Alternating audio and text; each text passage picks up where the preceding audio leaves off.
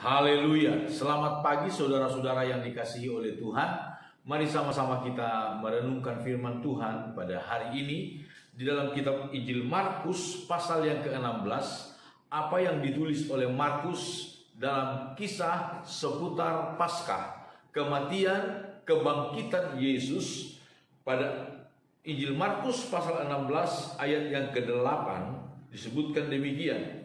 Lalu mereka keluar lari meninggalkan kubur itu, sebab gentar dan dahsyat menimpa mereka. Mereka tidak mengatakan apa-apa kepada siapapun juga karena takut.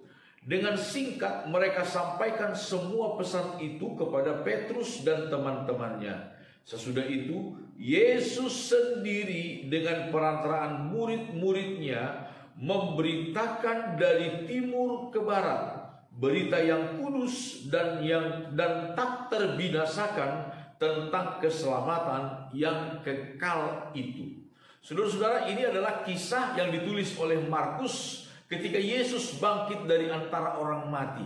Tetapi luar biasa, kemudian di dalam bagian kedua ayat yang ke-8 disebutkan sesudah kebangkitan Yesus itu, Yesus sendiri dengan murid-muridnya, melalui murid-muridnya, dengan perantara murid-muridnya, memberitakan dari timur ke barat berita yang kudus dan tak terbinasakan tentang keselamatan yang kekal itu. Saudara-saudara, berita salib, berita kematian, kebangkitan Kristus adalah berita keselamatan, adalah sebuah berita yang kudus. Jadi setiap kali kita menceritakan tentang karya Kristus, keselamatan yang telah dikerjakan oleh Kristus, saudara-saudara, itu adalah sebuah cerita yang kudus, berita yang kudus. Dan Alkitab berkata sebuah berita yang tak mungkin terbinasakan, tak akan terbinasakan, tak akan terbendung oleh kekuatan apapun juga. Saudara-saudara, kita harus mempunyai keyakinan yang kokoh tentang berita Injil, keselamatan oleh karya salib Tuhan kita Yesus Kristus.